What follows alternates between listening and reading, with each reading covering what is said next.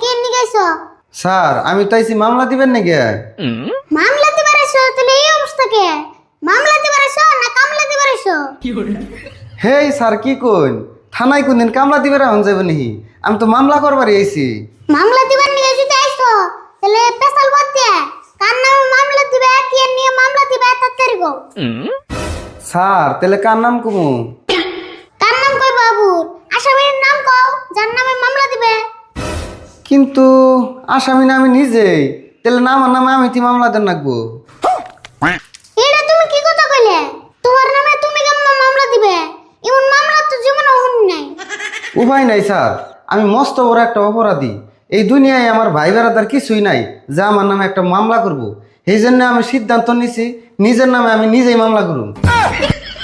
না, তুমি যদি আমার ভালো বাজালে ফালাইলে এই মামলা যে আমি কেমনে লিখুম কিছু বুঝতেছি না।